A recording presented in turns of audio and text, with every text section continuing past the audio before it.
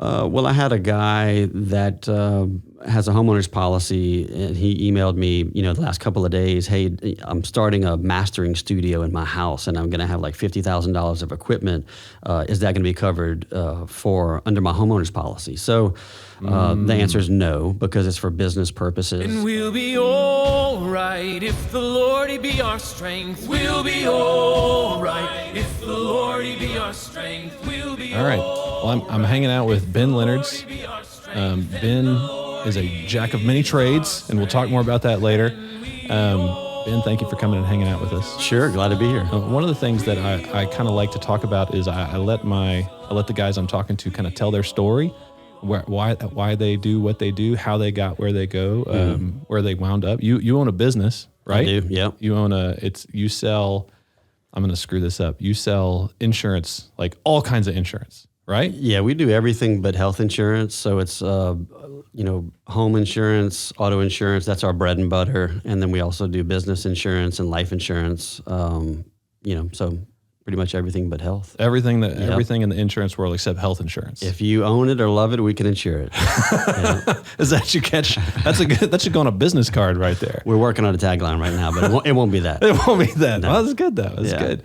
So what got you there? Like selling insurance. Now you don't represent just one insurance carrier though. No, that's a good question. We're independent agents. I have worked for a captive agency before at Allstate when I first got out of college. I'll tell you a little bit about that. But now we're independent agents, and that's something that I kind of observed over the years before I started CORE. When I was sending mortgage business and to local agents, for them to help me out, I noticed that the independent agents seemed to have more options. They always had more options. They never seemed to be at a point where they couldn't write business like some of the captives. Yeah. And so that's why we set up that way. Oh, okay. Yeah. Okay. So so that means, no, I'm an insurance ignorant guy. Like I called one of your guys the other day. He saved me $150 a month on my car insurance. So I'm sold. Like I'm all the way in. I think y'all carry our house already. That's right. Yeah. But how does that work? So you have like a pool of insurance carriers that you can go through, or? Yeah, so we represent, have represented dozens of companies. We've lost some of those in recent years, but for instance, we may have had 12 to 15 different options, company options for homeowners. And then we have, maybe 5 different ones for auto insurance. Yeah. And you could get signed up with 100 on the life side, So it really just kind of depends. The same as I do on the mortgage side, you really kind of find out who are the best companies to work with. You get it set up with them, and then you pair the client with, the particular scenario that suits them best. Yeah, okay. Whether you're looking at just a tough scenario to place, or whether you have to definitely try to get the lowest premium, whatever, if it's cookie cutter. So there's all kinds of different things that will lead you in a particular direction with a specific carrier. Because sometimes it's hard to even find somebody like if the house is older. It is, It's difficult to find somebody who will even insure the house. Yeah, I mean, it is. Options are already limited. And so like these days, if somebody calls and they have a 100-year-old house in Abbeville, like forget about it. You got one option, I got one carrier, and their rate is it. Right, that's it. Oh, man, that's awesome. So like what brought you to the point where you started this business? Well, I guess if we have time, I can kind of start from the beginning. Yeah, we got time. When I first got out of college, when I was working in college, I worked at Oakbourne throughout college as, wait staff, bar manager, whatever. Oakbourne is the country club. Oakbourne's the country club. Oh, yeah. Okay. And so I was always kind of getting a sense of what people did, especially like there was people there that spent all their time there all day. I was like, what do these people do that allows them to be here playing golf, How playing do you cards? Have this much time? Exactly. Obviously, they had a lot of time and money on their hands, and I was like, what do these people do? And, usually it was attorneys and doctors. At that point, I was like, hey, I'm not going back to school for another 8 years. That's I'm done. I'm not doing And so then there was bankers and insurance people, Oh, and, okay. So that's what got me into insurance when I first graduated from college in 2002. And I did that for a year and a half at an Allstate agency. That's when I was, working for a captive agency, like I mentioned.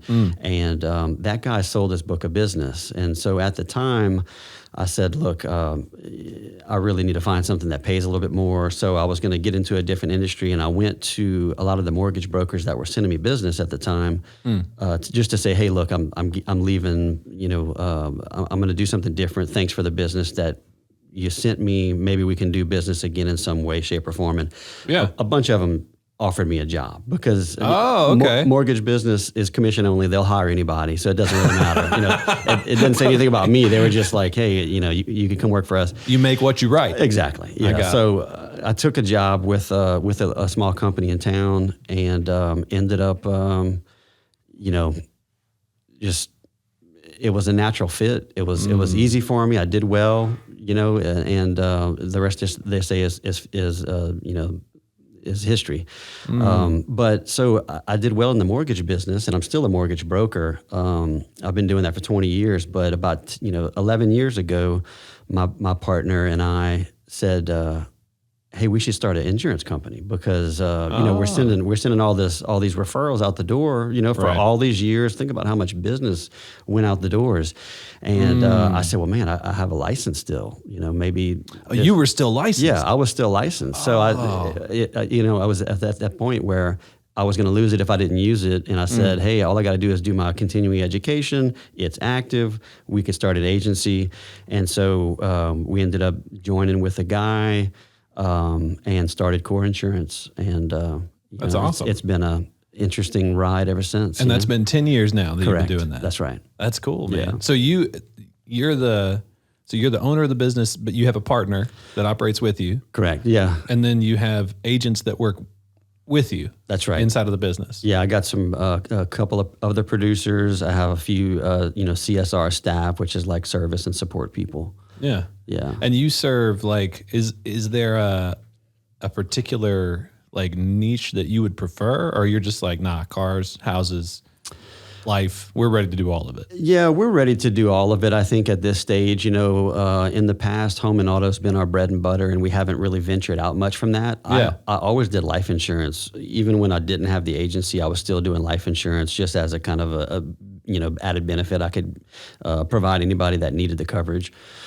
So we have that, and then we're growing more in the business space. Yeah. In recent years. So commercial insurance. Right, commercial insurance. Okay. A lot of times people talk about there might be a difference between business and commercial. Commercial's actually really bigger stuff, but it's all the same stuff to some degree. Yeah.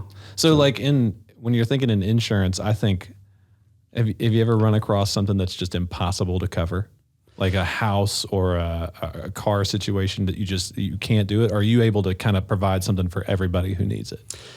I would say that if we have enough time, sometimes people call us and they're like, "Hey, my insurance is expiring tomorrow. Can you quote us?" That's not going to work. And if it's not something that's in our wheelhouse, it's really tough to kind of jump on if it's not something that you've done before. Ultimately, we can usually find a carrier for it if we have the time to do the research. And obviously, if it's something a risk that we've written before, we're familiar with it. We know where to go and we know where to place it. But sometimes you get unique risk requests that it just takes a little time to find the markets for it. So what would that be? What would be like a unique risk request? Well, I had a guy that has a homeowner's policy, and he emailed me, the last couple of days, hey, I'm starting a mastering studio in my house, and I'm going to have like $50,000 of equipment. Is that going to be covered under my homeowner's policy? So the answer is no, because it's for business purposes, and we don't really I've never written, just studio equipment before. Usually, floaters, what they call floaters, or equipment or like a tractor or something like that you wouldn't be able to put on like a auto policy or something like that. Right. It's called inland marine, and you got to get details. So I told the guy, look, I got to know a detailed list of all of the different stuff you have. What's the value of it? Serial numbers, all that stuff, so that you can number one, prove that you had it in the first place if you're going to try to cover it.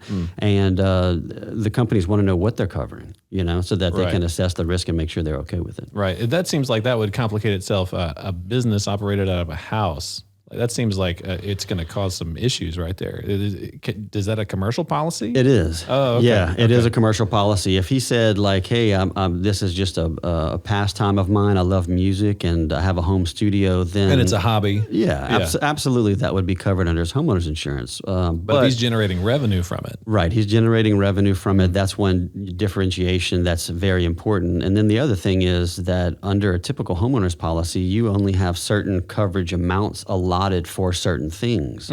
So if somebody has really expensive stuff, whether it's studio equipment or art or guns, a collection of some sort, a rug that costs $10,000, you want to schedule that property. Because that's a thing. Right.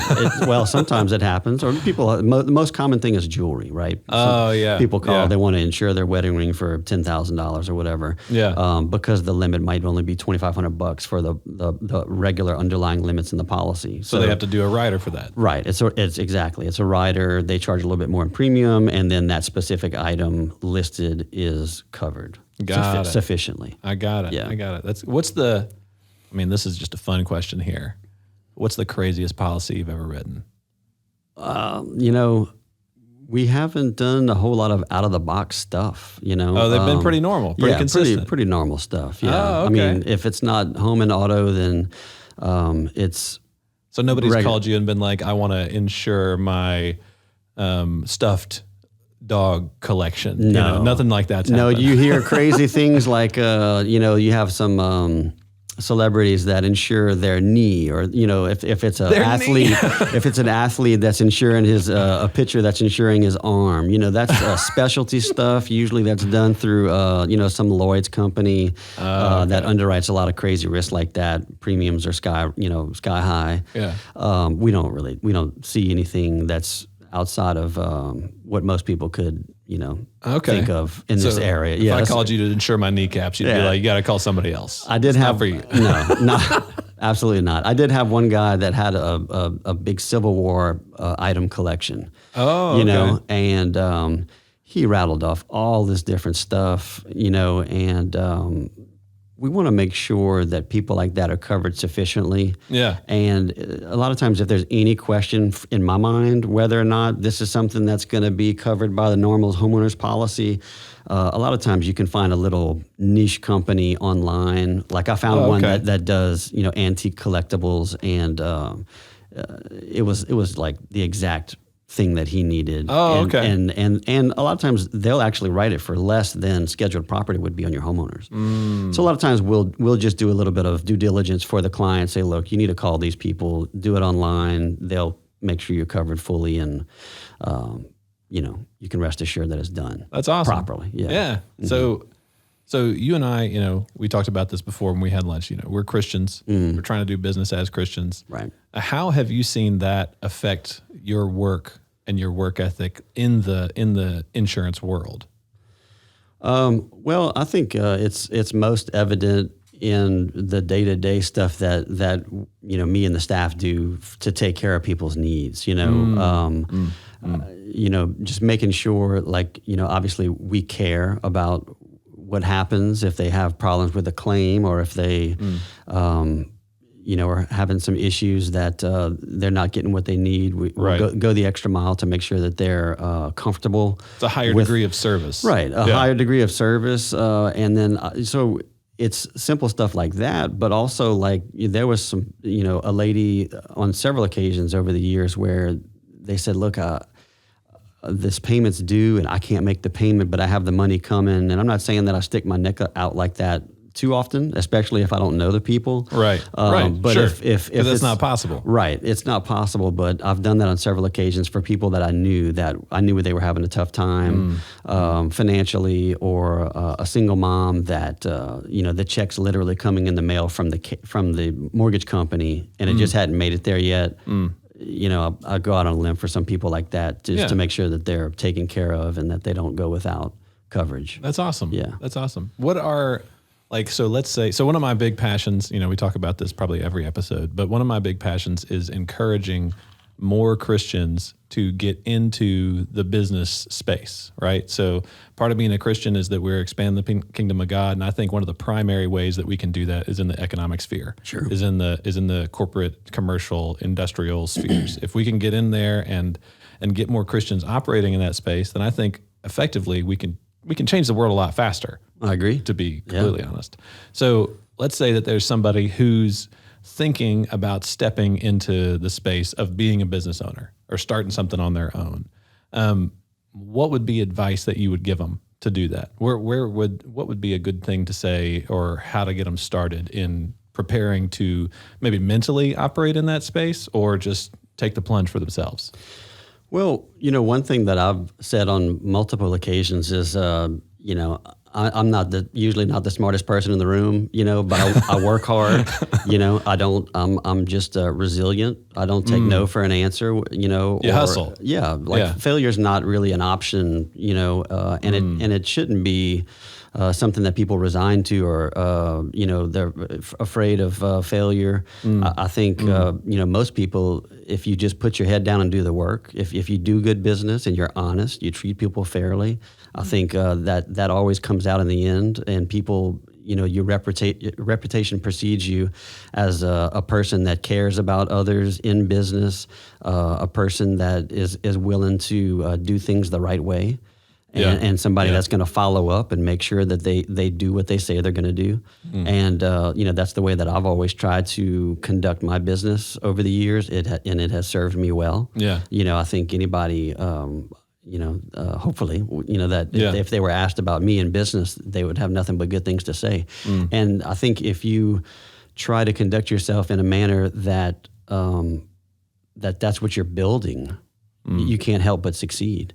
So I guess that's what I would tell somebody that's thinking about getting into business is have a vision, lean on others that have experience that you can trust to guide you. Get some mentors. Yeah. I had a lot of good people and connections. I was lucky in my life that helped me along the way. Some of them, even competition would, share with me about, what I could do to run my agency better, or to, be better in the lending space, or whatever the case is. So getting help from others and, trusting the process and trusting, that God's going to provide if you just do your part. That's it. All really boils down to that is like, Amen. Hey, I'm going to step out in faith.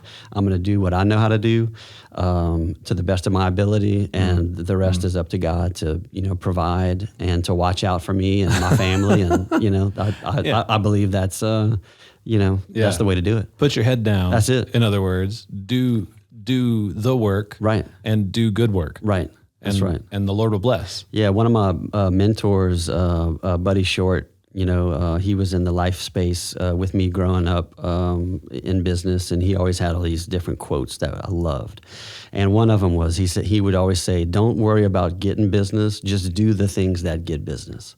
And there's a lot of truth to that. Just put yourself out in front of people. Right. I remember seeing some pictures of you on the internet bringing donuts to offices. Oh, yeah. You would just show up and be like, "Here's a box of donuts. All right, see y'all later." I used to do that all the time. I used to joke and tell people when I first got into the insurance business, I would keep business cards in my swimming suit. I was ready to pull them out anywhere I was. I didn't care. It didn't matter. Awesome.